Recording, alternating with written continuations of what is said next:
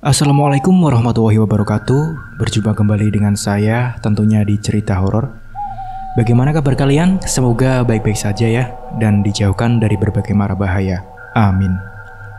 Nah, bagi kalian yang belum subscribe, silahkan subscribe terlebih dahulu supaya tidak ketinggalan cerita-cerita seram selanjutnya.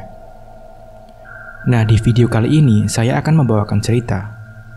Sebelum mulai ceritanya, seperti biasa, di dalam cerita ini semua nama dan tempat disamarkan demi menjaga privasi. Langsung saja, seperti apa ceritanya? Simak video ini sampai habis. Daripada penasaran, tak usah kelamaan lagi, kita masuk ke ceritanya.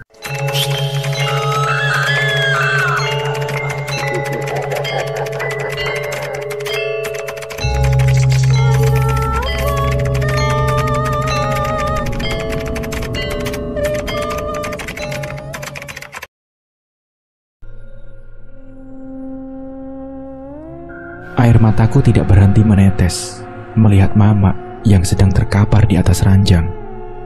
Mulutnya dipenuhi koreng. Hanya lenguhan dan rintihan yang tiada henti keluar dari mulut Mama. Bau busuk sukses memenuhi kamar Mama. Mata Mama melotot dan tubuh kurusnya terus mengejang, disusul lenguhan panjang. Para tetangga pun tak sanggup berlama-lama menjenguk Mama karena aroma yang busuk ini. Hanya aku yang menemani Mama. Berkali-kali aku bisikan kalimat syahadat di telinga Mama, berharap beliau akan mengikuti ucapanku, tapi nihil. Erangan demi erangan yang keluar dari mulut menganga Mama. Mak, sebenarnya Mama kenapa sih? Lilik sudah ikhlas kalau memang Mama mau pergi, bisiku di telinga Mama. Hanya suara batuk yang terdengar dari mulut Mama. 2 bulan yang lalu, Mama masih sehat, aktif, dan cantik di usianya yang ke-45. Mama masih usahanya. Mama memiliki sebuah kedai makanan di sebuah komplek perkantoran. Hidup kami berkecukupan. Sedangkan aku sudah 9 tahun ini mengenyam pendidikan agama di pondok pesantren. Saat itu aku mendapat kabar dari bibi bahwa Mama terpeleset di kamar mandi. Aku pun langsung meminta izin pada Umi, ibu pemilik pondok pesantren, untuk pulang. Alhamdulillah, izin sudah kukantongi. Setibanya di rumah, aku langsung ke rumah sakit di mana Mama dirawat. Mama terkena stroke. Aku sangat terpukul mendengar vonis dari dokter. Begitu pula dengan Mama. Beliau nampak frustasi. Mama yang sabar ya. Lili akan merawat Mama sampai sembuh, ucapku pada Mama. Awalnya, hanya sebagian tubuh yang sulit digerakkan. Namun lambat laun, semua anggota tubuh Mama sama sekali tidak mampu bergerak. Padahal pengobatan Mama yang jalani adalah yang terbaik dari dokter yang sangat bagus. Tapi itu tidak merubah kondisi Mama. Tabungan Mama yang nominalnya begitu besar perlahan tergerus untuk pengobatan dan kebutuhan sehari-hari. Kedai Mama pun sudah aku gadai saat mulut Mama mulai bengkak, bernanah, dan rongga mulutnya tidak bisa tertutup. Kewajiban sebagai muslim tidak pernah aku tinggalkan. Di setiap doaku selalu terselip nama Mama, memohon kesembuhan untuk Mama. Kondisi Mama kian parah. Aku pun pasrah. Jika memang waktu Mama sebentar lagi, aku ikhlas. Aku tidak tega melihat Mama tersiksa. Assalamualaikum, seru seseorang luar. Waalaikumsalam. Ya Allah, Abah, Umi, mari masuk. Rupanya Abah dan Umi, pemilik pondok pesantren di mana aku menimba ilmu. Bagaimana keadaan Mama Munduk? Tanya Umi setelah mereka kupersilahkan duduk. Aku menghela nafas. Mama semakin parah, Mi. Aku hampir putus asa. Pengobatan demi pengobatan sudah dijalani, tapi Mama malah semakin parah, Mi. Aku pun terisak. Umi dengan sigap mendapat dan memelukku untuk sekedar menguatkan. "Apa kamu sendirian, Duk? Tidak ada kerabat atau saudara yang menemani?" Kali ini Abah yang bertanya. Aku hanya menggelengkan kepala. Mulut Mama membusuk dan baunya sangat menyengat. Jikapun ada yang menjenguk, pasti hanya dalam hitungan detik mereka akan keluar. Ucapku pelan. "Apa boleh Umi dan Abah melihat keadaan mamamu?" tanya Umi. "Boleh, Mi. Tapi maaf, bau yang Mama timbulkan sangat busuk," jawabku. Aku mewanti-wanti agar Abah dan Umi tidak kaget melihat keadaan Mama. Kami pun beriringan menuju kamar Mama. Berbagai pengharum ruangan sudah aku gunakan, tapi rupanya tidak mampu menyamarkan aroma ini. Tubuh Mama pun rutin aku bersihkan dari kotoran yang menempel. Setibanya kami di kamar, Abah nampak geleng kepala dan menghela nafas. Kondisi Mama memang memprihatinkan. Umi duduk di samping Mama. Tangan Umi mengelus tangan keriput Mama. Mama yang tahu kehadiran kami hanya mampu berkedip saja. "Lili, kamu tahu orang terdekat mamamu, seperti adiknya atau kakaknya?" ucap Abah setelah memegang kening Mama. Aku berpikir sejenak, karena selama ini aku mondok, aku tidak tahu kehidupan pribadi Mama.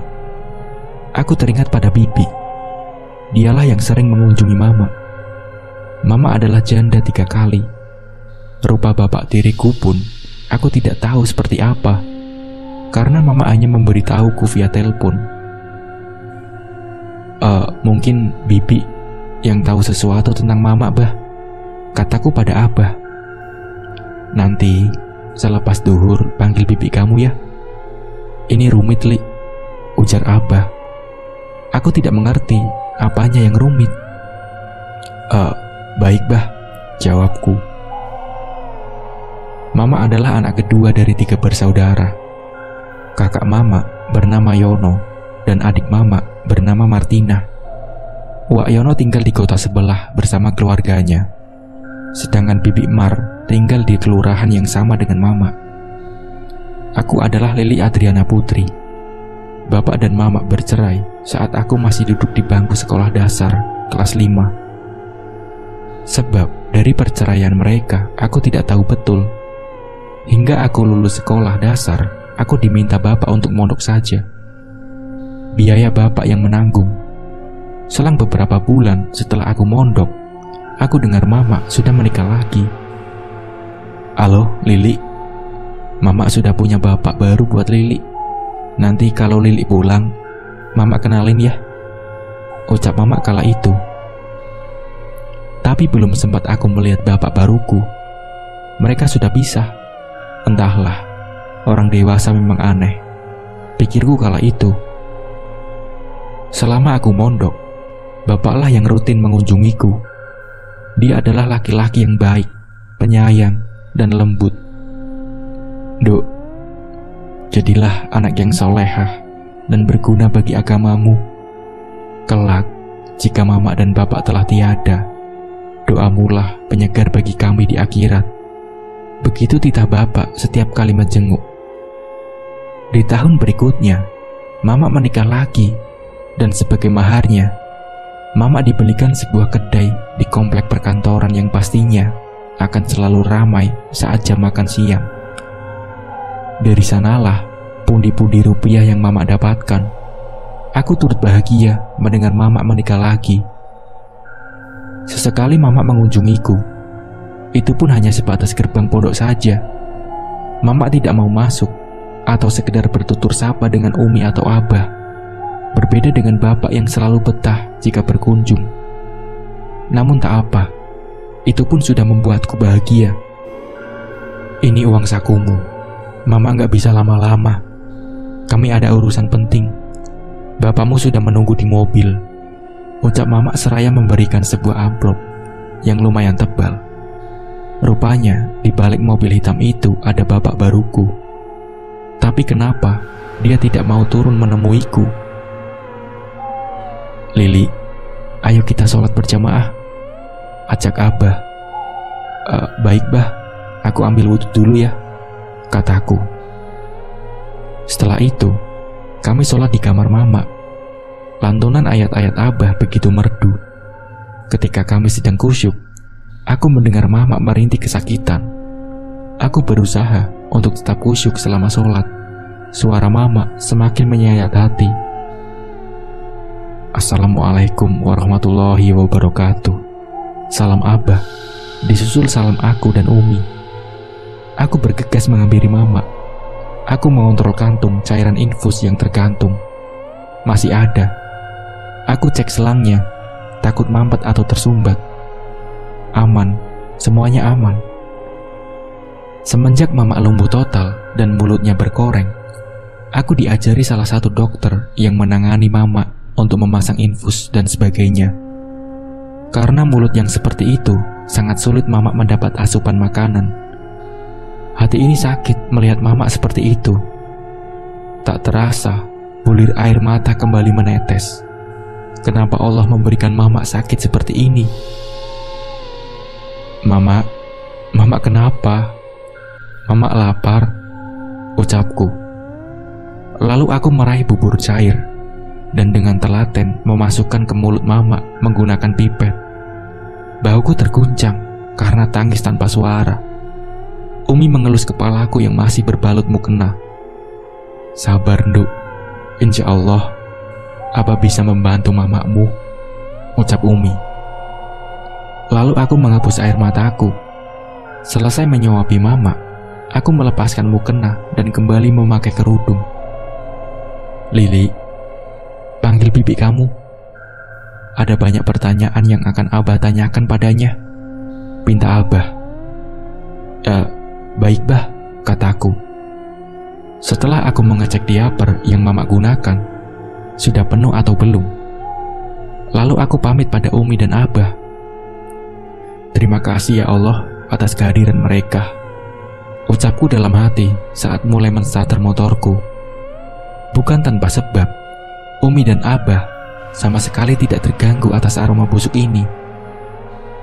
Aku lihat Umi sedang kusuk dengan Al-Quran mininya dan Abah dengan tasbihnya tak hentinya melafazkan asma Allah.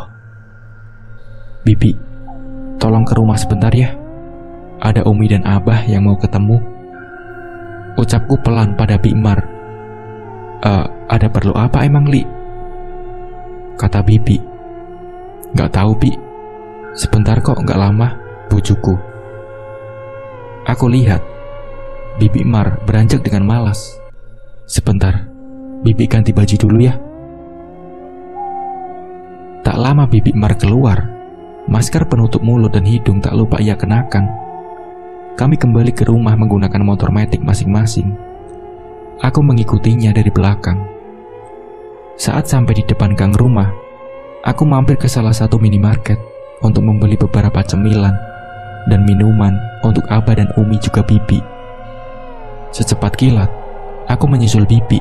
Aku lihat Bibi, Abah, Umi sedang duduk di ruang tamu. Entah apa yang mereka bicarakan, nampaknya sangat serius. Setahu saya, keseharian malah tidak macam-macam. Dengan tetangga pun ramah. Sepertinya mustahil kalau sakit yang malah derita adalah sakit yang non-medis, kata Bibi. Nurmala adalah nama mama. Semua terdiam saat menyadari kehadiranku. Aku melangkah masuk, seraya mengucapkan salam. Apa Bibi tahu sesuatu tentang mama? Tanyaku. Aku pun duduk di samping Bibi. Entahlah. Yang Bibi tahu mamamu adalah orang yang ramah di lingkungan sini, ucap Bibi. Tapi apa, Bi? Katakan sama Lili. Dulu, suami ketiga mamamu ternyata sudah punya istri. Dia bos besar. Dia juga yang membelikan mamamu kedai. Istrinya datang marah-marah dan sempat berkelahi. Sumpah serapah keluar dari mulut istri pertama bapakmu, kata Bibi.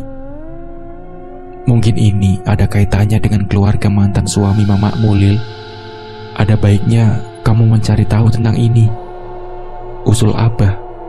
Aku pun setuju. Baik bah, nanti Lili coba, tukasku. Semoga kita segera menemukan titik terang tentang sakit mamamu, ucap Umi. Apa Bibi tahu alamat rumah mantan suami mama? Tanyaku pada Bibi. Kalau rumahnya Bibi nggak tahu, tapi kalau alamat kantornya Bibi tahu. Karena dulu mamamu sempat bercerita, jawab Bibi. Rupanya, kantor mantan suami mama masih satu komplek dengan kedai mama. Besok pagi, aku akan coba menemui beliau. Setelah Bibi dan Abah berbincang-bincang dengan ditemani cemilan yang aku hidangkan, Bibi pun pamit. Sore setelah asar, Umi dan Abah juga mohon undur diri. Nanti, kalau ada apa-apa atau ada sesuatu hal yang penting, segera hubungi kami ya, Nduk, pesan Umi. Baik, Mi. Hati-hati, terima kasih atas kunjungannya. Aku melambaikan tangan pada dua orang yang aku segani itu. Semoga mereka selalu dalam lindungan Sang Pencipta. Rumahku pun kembali senyap. Hanya terdengar suara lenguhan mama. Aku menghampiri mama untuk membersihkan tubuh mama menggunakan air hangat dengan waslap. Lalu aku mengganti diapernya. Bau busuk ini sama sekali tidak menyurutkan aku untuk merawat bidadari surgaku. Semoga buktiku menjadi amalan baikku. Di pondok, aku selalu diajarkan nilai-nilai agama, terutama untuk menghormati orang tua. Pelajaran yang diajarkan di pondok berusaha ku serap, karena itulah pesan Bapak.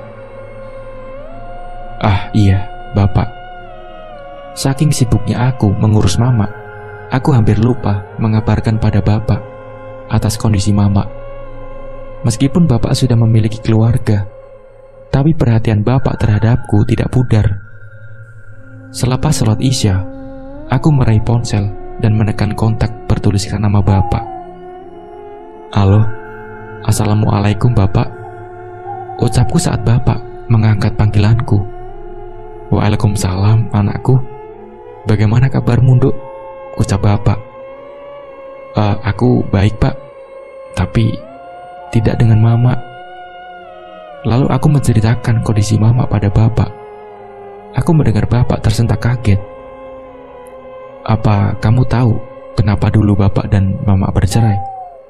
Kata Bapak. Suara Bapak nampak serak, seperti orang yang sedang menangis. Tidak Pak, dulu aku masih kecil, jadi tidak begitu paham akan urusan orang dewasa. Setelah aku dewasa pun aku segan untuk bertanya, karena ini urusan pribadi, ucapku. Sebenarnya, mamamu dulu sempat menjadi murid seorang paranormal. Bapak melarangnya karena itu bertentangan dengan agama kita. Itulah pemicu atas perceraian kami. Astagfirullah. Apa sakit mama karena itu, Pak? Kataku. Bapak tidak bisa memastikan, Duk. Nanti kalau Bapak libur, Bapak sempatkan untuk menjenguk mama ya. Sudah dulu, Bapak mau istirahat. Sudah malam. Kamu juga istirahat ya, Cahayu. Assalamualaikum. Waalaikumsalam, jawabku. Ya Allah, sebenarnya apa yang terjadi selama aku mondok? Aku akan cari tahu secepatnya. Tolong Lili, tolong. Mama sudah tidak kuat. Sakit Li. Aku melihat mama tengah duduk meringkuk di bawah pohon akasia yang menjulang tinggi. Lili pasti akan bantu mama kok. Tapi bagaimana caranya, Mak? Ucapku. Aku berdiri berjarak 3 meter di depan mama. Belum sempat mama menjawab, tiba-tiba kepala mama mendongok ke atas. Aku lihat mulut mama mengeluarkan darah pekat. Mata mama melotot sempurna. Lalu mulut mama perlahan terbuka, dan semakin lama semakin melebar hingga ke telinga. Erangan mama menyayat hati siapapun yang mendengarnya. Aku ingin menolong mama, tapi aku tidak bisa beranjak dari tempatku berdiri, seperti ada sesuatu yang menahannya. Aku hanya bisa menangis, menyaksikan mama yang meronta-ronta kesakitan Allahu Akbar, Allahu Akbar. Suara azan membangunkan aku. Astagfirullah. Rupanya aku bermimpi. Tapi mengapa terasa nyata? Keringat dingin bercucuran di kening. Aku berusaha menormalkan irama nafasku. Berkali-kali aku beristighfar. Aku beranjak menuju kamar mama, memastikan keadaan mama sebelum aku sholat subuh. Syukurlah, mama masih tertidur. Mulut yang sedikit terbuka dengan koreng di area bibirnya membuat aku kembali mengingat mimpiku tadi. Segera aku ambil wudhu dan menunaikan kewajibanku. Setelahnya, aku memasak bubur untuk mama. Sambil menunggu buburnya selesai, aku ke kamar mama untuk membersihkan badannya dan mengganti diapernya. Lelah, tentu saja. Beginilah rutinitasku beberapa bulan belakangan. Apa aku mengeluh? Tidak. Aku sangat ridho. Ini tidak sebanding dengan jasa mama yang sudah mengandung, melahirkan, menyusui, dan merawat hingga aku besar. Jasanya tidak bisa terbayarkan dengan apapun. Baik buruknya perilaku mama, bagiku dia adalah surgaku. Mak, Lili mau keluar sebentar ya. Nanti ada bibi yang jagain mama. Mama baik-baik ya, ucapku pada mama. Setengah jam yang lalu, aku sudah menghubungi bibi untuk menjaga mama. Bi, jagain mama ya. Sebentar saja kok. Bibi bisa duduk saja di ruang tamu kalau bibi kebauan. Bujuku pada bibi, karena awalnya bibi menolak. Ya udah, tapi jangan lama-lama ya, ucapnya. Mau cari siapa mbak? Tanya seorang security. Begitu aku sampai di depan pintu kantor. Saya mau ketemu dengan Pak Seto pak. Apa beliau ada? Jawabku. Oh, bapak sudah lama tidak di kantor. Saya dengar bapak sudah sakit-sakitan. Yang biasa kesini itu anaknya. Oh begitu. Apa saya boleh menemui anak Pak Seto? Tanyaku. Sebentar, saya tanyakan pada sekretarisnya ya. Lalu security tersebut masuk. Aku menunggu di luar. Tak lama, keluar security itu, disusul seorang laki-laki muda berbadan tegap. Ah, dia ganteng sekali. Astagfirullah, kenapa aku jadi ngelantur begini? Kamu siapa? Ada perlu apa sama saya? Saya Lili pak, putri Bu Nurmala. Boleh ganggu waktunya sebentar? Aku lihat laki-laki di depanku itu nampak sedang berpikir. Baik, saya masih ada waktu 15 menit. Mari masuk. Apa? 15 menit? Tak apalah. Semoga aku mendapat jawaban atas masalah mama. Lalu aku pun mengekor di belakang laki-laki itu yang tidak aku ketahui namanya. Kami duduk di pojok lobi yang tersedia meja bundar kecil dengan 2 kursi. Baik pak, karena waktu yang terbatas, langsung ke intinya saja ya, ucapku pelan. Oh ya, silakan, jawabnya. Tidak ada keramahan di wajahnya. Lalu aku utarakan semua yang terjadi tentang mama dan Pak Seto, serta tragedi labrakan yang dilakukan istri Pak Seto. Lalu, apa yang kamu tanyakan? Jadi begini pak, sebelumnya saya mohon maaf sebesar-besarnya. Saya tidak bermaksud memfitnah atau apapun. Saya ingin bercerita. Apa ibu Anda ada kaitannya dengan sakit yang mama saya derita? Tanyaku dengan hati-hati agar tidak menyinggung. Santet atau semacamnya maksudmu? Jawabnya dengan senyum miringnya, persis seperti peran antagonis di sinetron. Aku mengangguk pelan. Mama saya tidak mungkin melakukan demikian pak. Beliau orang modern.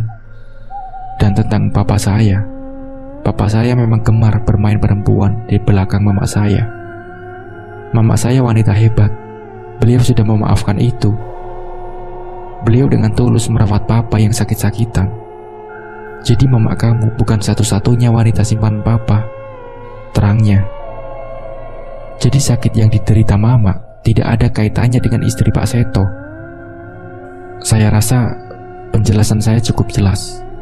Ini kartu nama saya. Bisa kamu gunakan jika diperlukan. Permisi. Belum sempat aku menjawab, dia sudah beranjak dan berlalu. Aku pandangi kartu nama tersebut. Tertulis Anggara Prasetya, dan nomor telepon juga tertera di bawahnya. Aku pun menghela nafas dan mengambil kartu nama itu. Aku memutuskan untuk langsung pulang. Jenguk Mbak Mala sini bang. Kasihan, dia nggak sembuh-sembuh, malah makin parah. Terdengar suara Bibi sedang berbicara dengan seseorang setelah aku sampai depan pintu. Aku lihat dari jendela tidak ada seorang pun. Rupanya Bibi tengah menelpon.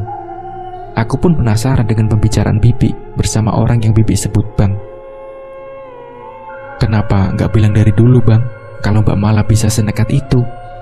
Aduh, lihat kan sekarang akibatnya. Mati segan, hidup pun tak mau. Aku terkesiap mendengarnya. Apa yang dulu Mama lakukan? Cepatlah, kamu datang bang. Kasihan Mbak Mala, kata Bibi.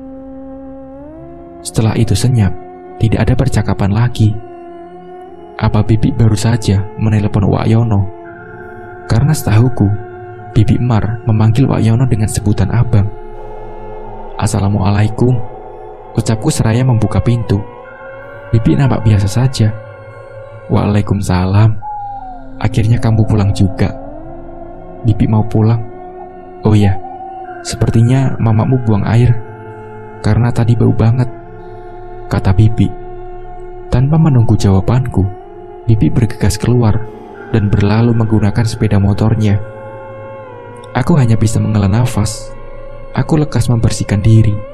Setelah itu aku mengecek di upper Mama. Benar saja, Mama ternyata BAB. Di lain hari, aku mengecek Bibi. Bi, boleh minta nomor HP-nya Wak Yono? Chatku pada Bibi. Tak lama centang biru. Buat apa Lil? Balasnya. Hanya untuk menanyakan kabar Bi. Lili sudah lama gak bersua dengan Uwak, kataku. Tidak lama, masuk pesan kontak. Tertera nama Bang Yono. Tidak butuh waktu lama, aku segera menelponnya. Lalu terdengar suara serak laki-laki. Di ujung panggilan yang tak lain adalah suara Wak Yono. Assalamualaikum Wak, ini Lili, ucapku. Oh Lili, apa kabar kamu Li? Kata Wak Yono. Alhamdulillah baik Wak. Hanya saja Mama sakit sudah lama, tapi belum sembuh juga, kataku. Oh iya, Uwak sudah dengar dari bibimu, kata Uwak. Apa Uwak tahu sesuatu tentang Mama sampai Mama sakit begitu, kataku. Setelah aku bertanya, lama Wak Yono tidak menjawab, hanya helaan nafas yang terdengar. Wak, panggilku. Lili, mamamu itu punya susuk di bagian lidah yang bertujuan agar semua ucapannya dituruti oleh lawan bicaranya, kata Wak lirih, namun mampu membuatku tersentak. Ah, apa Wak? Ucapku tidak percaya. Itu benar Lil, karena Uwak lah yang mengantarkannya. Dulu mamamu memohon-mohon untuk diantarkan ke orang pintar. Katanya, dia mau menaklukkan laki-laki yang sudah menolaknya mentah-mentah. Ya Allah, kenapa Mama senekat ini? Air mataku mengalir deras. Aku tidak percaya Mama melakukan hal musyrik. Apa orang pintar itu paranormal yang Mama dulu sempat ingin menjadi muridnya? Karena Bapak waktu itu bercerita kalau Bapak pernah melarang Mama menjadi murid seorang paranormal. Itulah awal pertikaian Mama dan Bapak hingga mereka bercerai, tanyaku. Bukan, dia itu bukan paranormal Lil. Dia dukun cabul. Wak kenal orang yang dimaksud bapakmu itu. Lalu? Tanyaku. Sudah malam Lil. Besok Wak usahakan datang ke sana, ucap Uwak. Tapi Wak, tanyaku. Sudah. Lebih baik kita bicarakan ini secara langsung. Sudah dulu, jaga mamamu ya. Sambungan pun terputus. Berbekal informasi dari Uwak, aku harus menerima kenyataan yang membuatku tak percaya bahwa mama memakai susuk memikat hati laki-laki. Apakah laki-laki itu Pak Seto? Entahlah. Hari ini sangatlah menguras tenaga dan pikiran. Semoga Uwak Yono jadi datang besok. Mudah-mudahan saja. Assalamualaikum Umi. Jika tidak keberatan, apakah besok Umi dan Abah bisa ke rumah? Lili menemukan titik terang tentang penyakit Mama. Rupanya Mama telah menanamkan susuk pada lidahnya. Aku mengirim pesan pada Umi. Malam sudah larut. Jika aku langsung menelpon, takut akan mengganggu beliau. Jam dinding menunjukkan pukul 00.15. Namun kantuk belum juga menyergap. Aku putuskan ke kamar Mama, lalu duduk di samping jendela. Dengan tasbih digital yang selalu kutautkan pada jari telunjuk aku mulai berzikir.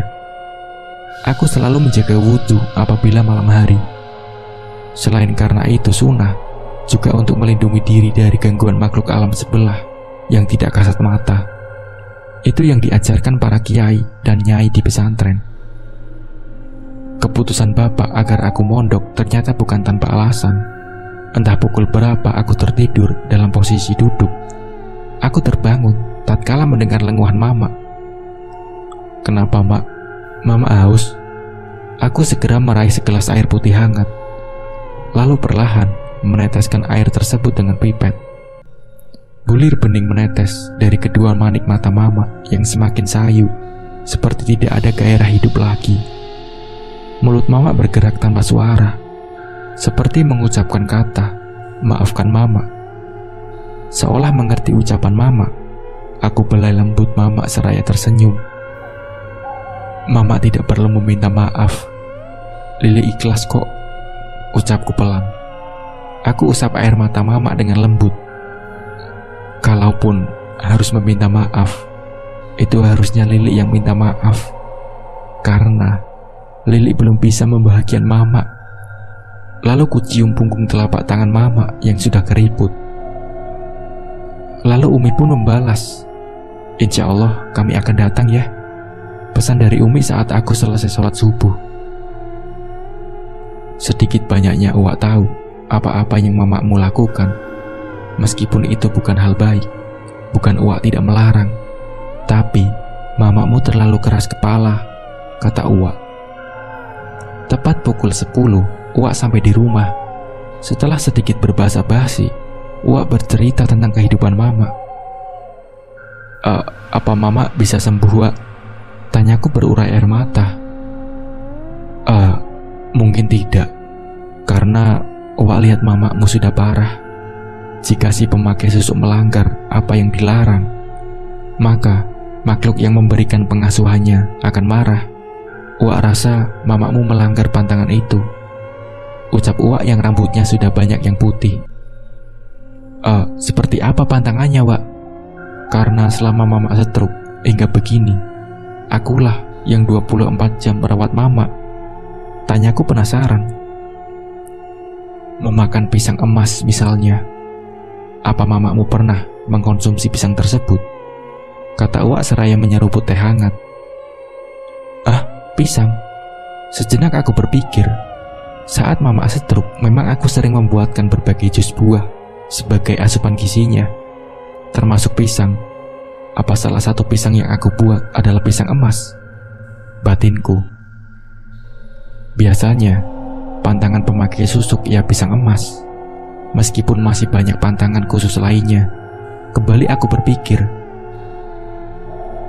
Aku sering memberikan Mama jus buah, Wak, termasuk pisang. Ucapku menunduk. Rupanya akulah penyebab Mama mengalami penderitaan ini. Uwak nampak menghela nafas panjang. Oh, kalau begitu, segera kita lepas susuk yang ada di lidah mamamu, agar mamamu bisa melewati sakaratul mautnya. Aku pun menatap Uwak. Bagaimana caranya, Wak? Tanyaku. Assalamualaikum.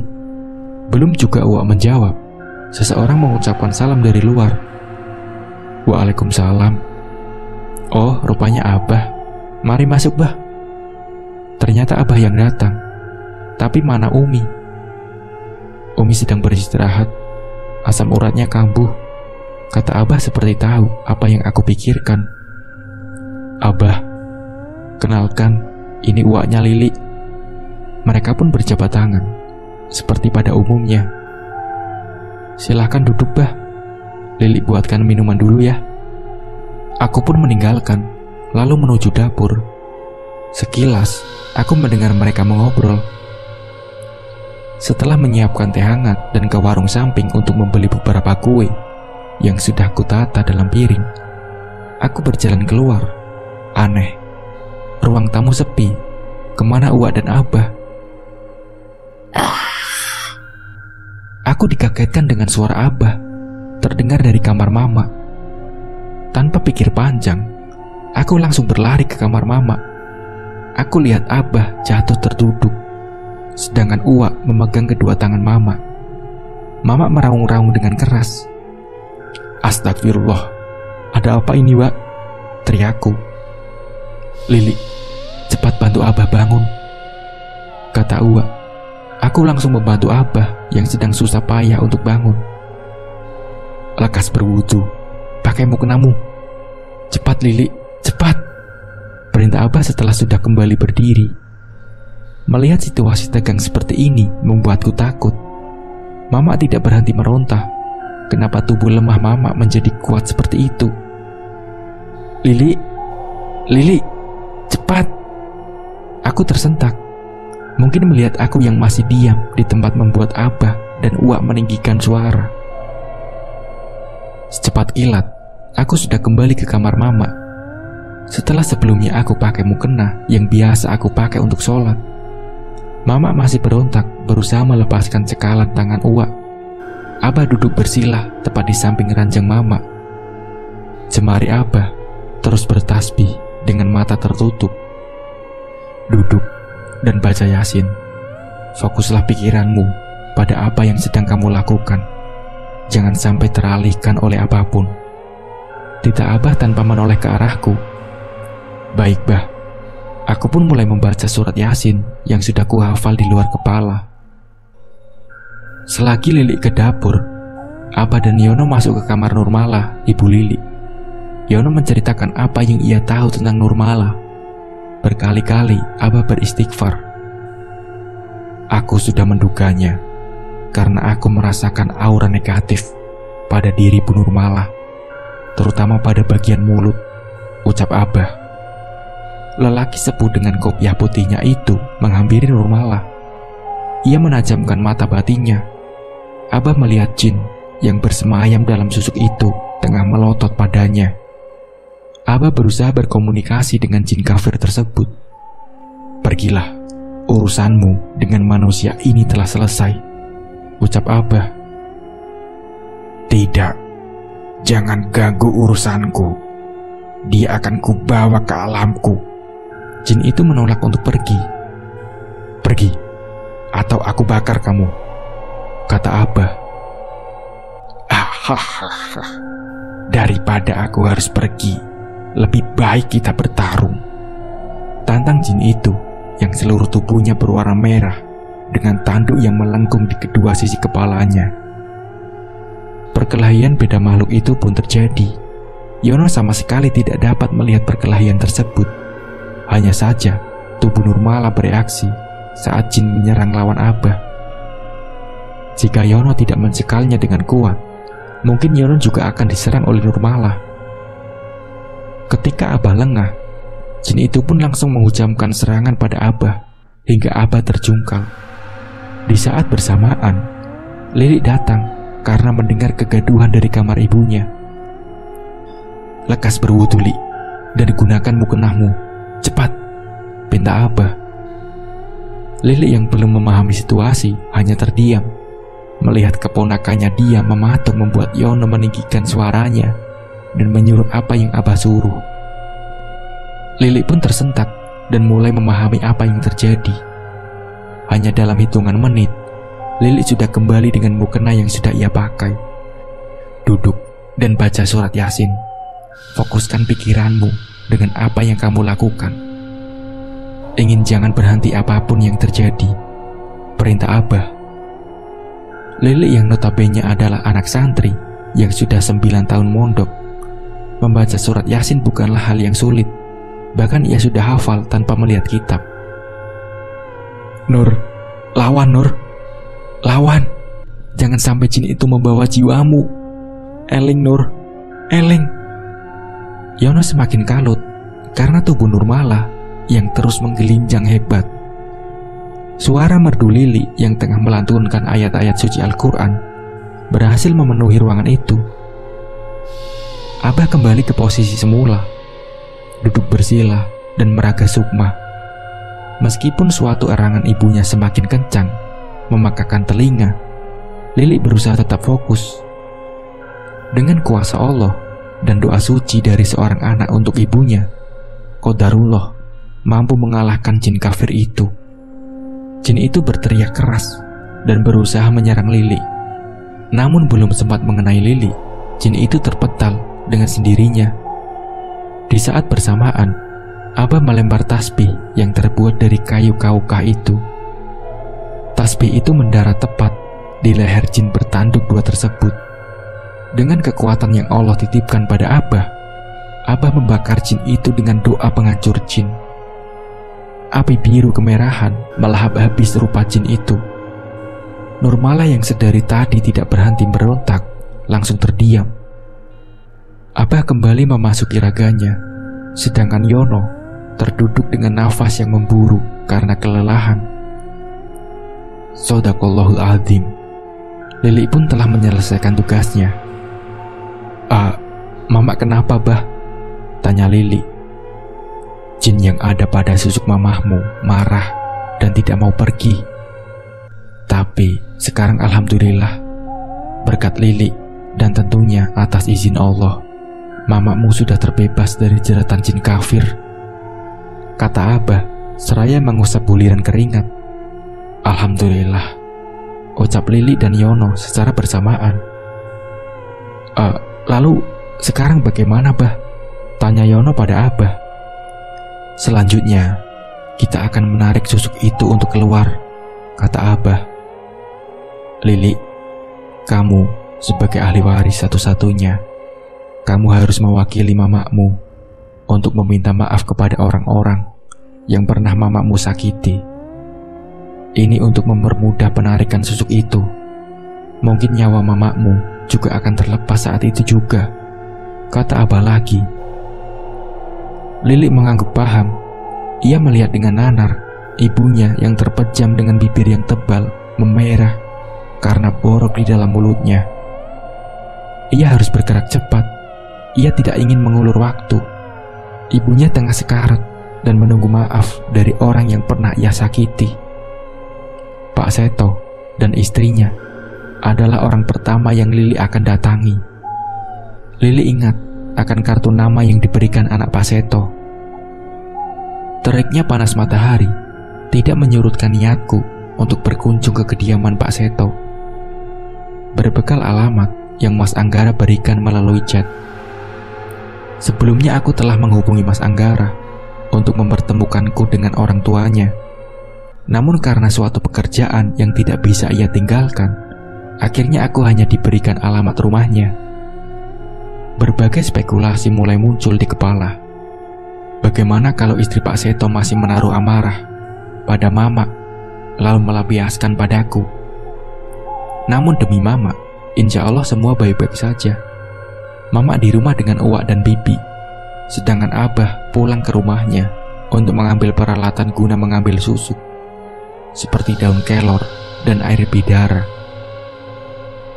Mendengar notif dari ponsel, aku menepikan motor sejenak untuk membuka pesan. Siapa tahu dari Uwak atau Bibi. Lili, Bapak sedang di jalan, mau menjenguk mamamu. Kamu di rumah kan? Rupanya dari Bapak. Lili juga di jalan, Pak, mau ke rumah mantan suami Mama untuk meminta maaf atas kekilafan Mama kepada keluarga mereka. Jawabku kepada bapak.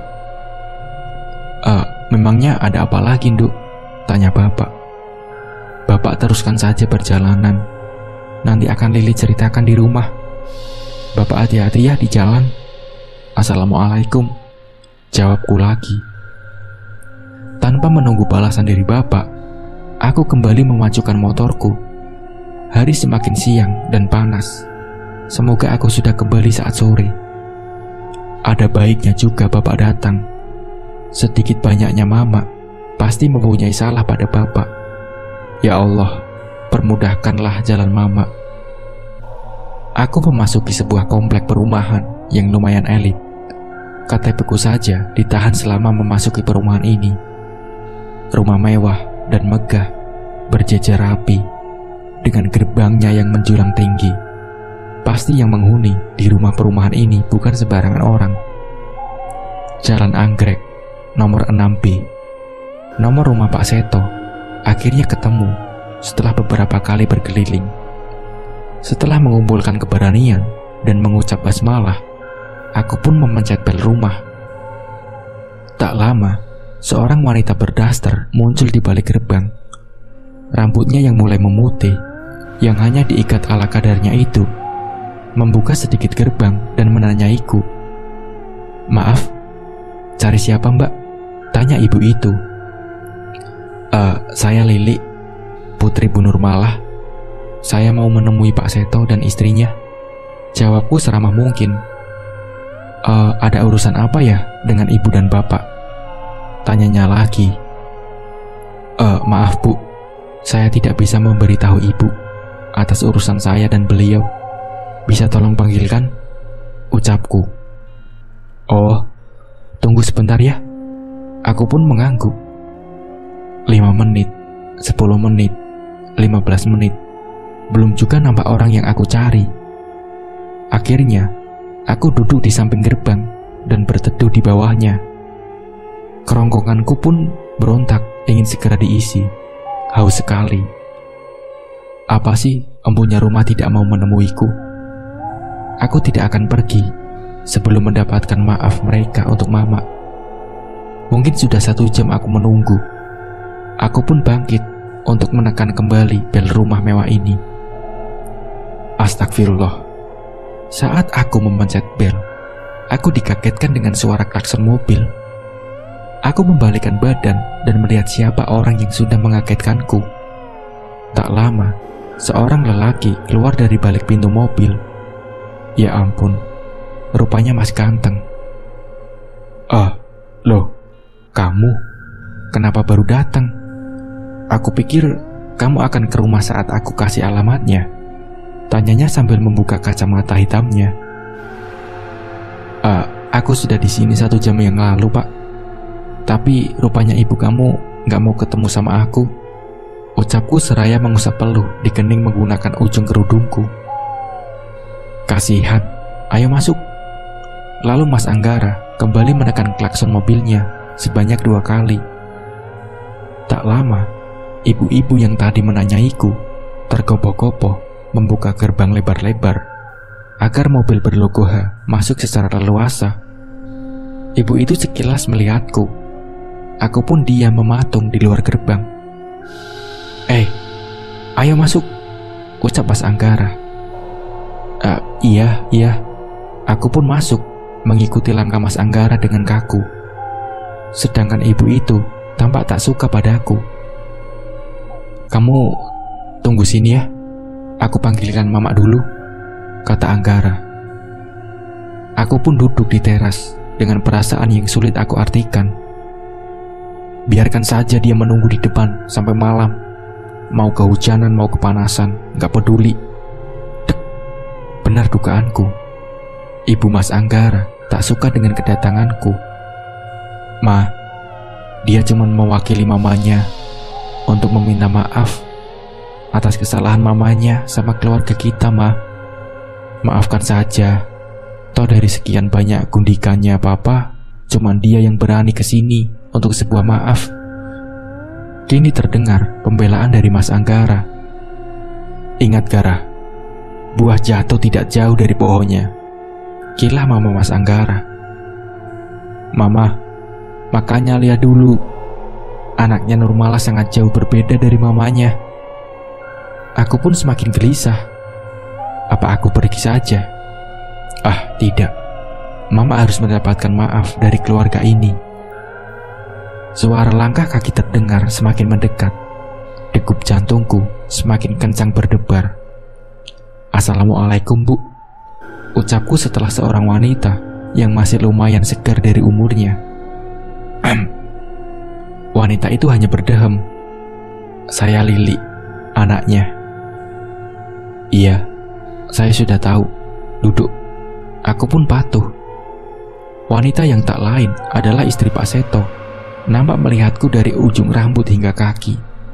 Sedangkan aku hanya berani menunduk.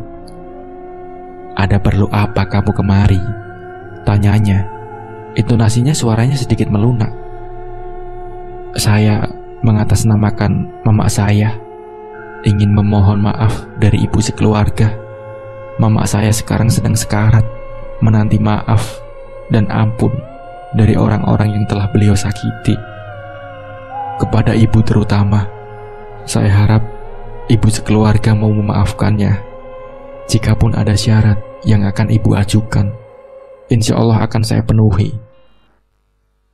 Susah payah aku menahan suara agar tidak terdengar gemetaran, karena takut akan reaksi istri Pak Seto akan meledak-ledak. Setelah aku berkata demikian, semua terdiam termasuk Mas Anggara. Ah iya, sejak kapan aku memanggil si tampan ini dengan sebutan Mas? Maafkan saja, Mah. Semua orang pasti memiliki dosa, tapi sangat sedikit yang mempunyai keberanian untuk mengakui sebuah kesalahan. Ucap Mas Anggara yang sejak tadi berdiri di belakang mamanya. Mama Mas Anggara nampak menarik nafas panjang. Baiklah, aku maafkan apapun yang telah ibumu perbuat. Semoga dengan maaf dariku memudahkan jalannya urusan mamamu, ucapnya. Alhamdulillah, terima kasih banyak, Bu. Kontan aku langsung mencium tangan mama Mas Anggara sambil terus berterima kasih. Sudah, ayo bangun, perintahnya. Sedangkan aku sudah tidak pedulikan baju dan kerudungku yang sudah kusut berantakan. Lili nggak disuruh masuk, Mah, kata Mas Anggara. Nggak usah, Mas. Saya harus buru-buru pulang. Mama saya harus tahu kalau beliau sudah dimaafkan, ucapku seraya berdiri. Apa mau aku antar? Tawarnya. Nggak perlu, Mas. Saya bawa motor kok. Sekali lagi terima kasih banyak Ibu dan Mas Anggara. Semoga Allah selalu memberkati Ibu dan Mas Anggara. Saya permisi. Setelah sekali lagi mencium tangan mama Mas Anggara, aku pun bergegas pulang. Malah, insya Allah aku sudah memaafkan kamu secara lahir dan batin, ucap bapak seraya mengelus pucuk kepala mama. Aku juga menghampiri mama dan menggenggam tangan mama. Mak, istri Pak Seto sudah memaafkan mama, dan Lili juga sudah mengikhlaskan mama. Semoga maaf dari kami semua mengurangi beban mama. Air mataku pun menetes membasahi tangan mama. Lalu Uwa dan Bibi secara bergantian mendekati mama. Para tetangga pun datang dan menghampiri mama, lalu membisikkan sesuatu. Hari sudah mulai petang. Bisa Abah lakukan sekarang, ucap Abah yang sudah siap dengan beberapa ranting daun kelor di tangannya. Air bidara sudah dicampurkan pada satu bak air. Silahkan, Bah, ucapku. Abah pun mendekati mama. Semua orang dalam kamar menepi untuk memberi ruang Abah agar lebih leluasa. Lili, tolong bantu Abah doa, kata Abah. Dengan kemampuanku menghafal Al-Quran, aku membaca dalam hati. Semua orang menyaksikan bagaimana Abah memercikan air dari daun kelor ke seluruh anggota tubuh mama, terutama bagian mulut. Mama terdengar merintih. Mulut Abah pun tak henti untuk berkomat-kamit membaca doa. Tak lama, tubuh Mama menggelinjang hebat. Semua orang menyaksikannya, merasa iba pada Mama. Aku pun tak hentinya meneteskan air mata. Bapak memeluk pundakku, lalu kepalaku dibenamkan pada dada bidangnya. Sabar, Nduk. Terus baca ayat-ayat Allah, ucap Bapak. Kemudian, aku menutup mata. Selain tidak ingin melihat Mama kesakitan, juga agar bacaan yang tengah aku baca tidak salah. Alhamdulillah, ucap Abah setelah kurang dari 1 jam melakukan prosesi penarikan susuk. Bagaimana Abah? Tanya Bapak pada Abah. Susuk itu sudah berhasil terangkat. Lihatlah, kata Abah. Aku pun maju untuk melihat rupa susuk laknat itu. Susuk itu berwarna emas dan sebesar ujung jarum pentul. Jadi itulah tempat jin kafir itu bersemayam. Kita apakan benda ini, Bah? Tanyaku. Kita buang ke laut saja, agar sulit ditemukan orang, kata Abah. Lili, si Nina. Aku pun terperanjat, kaget mendengar Mama bersuara. Ini kali pertama Mama mengeluarkan suara dengan jelas sejak lumpuh. Iya, Mak. Ini Lili. Aku pun menghampiri Mama. Aku memeluk arah tubuh Mama. Terima kasih, anakku. Solehannya Mama, ucap Mama terbata-bata. Iya, Mak. Iya. Lili sayang Mama. Lili akan merawat dan mendoakan Mama. Ucapku masih memeluk Mama. Tiba-tiba, Mama sesak nafas. Aku pun melonggarkan pelukan, tapi masih memeluk pundak Mama. Mama masih sesak nafas. Mata Mama memutih sempurna. Bisikan kalimat syahadat Lili, kata Abah lantang. Aku pun dengan kemudian membisikkan kalimat syahadat di telinga Mama. Meskipun suara sudah habis dan serak karena menangis, aku terus berusaha membisikkan kalimat suci tersebut. Air mataku banjir meluap menyaksikan Mama dengan susah payah menggerakkan mulutnya untuk mengikuti ucapanku. Tak lama, Mama lemas dalam pelukanku. Lalu Abah menghampiri dan mengecek denyut nadi serta lubang hidungnya. Innalillahi wa inna ilaihi roji'un, ucap Abah diikuti orang-orang yang ada di kamar ini. Aku kembali mengeratkan pelukan dan memanggil-manggil Mama.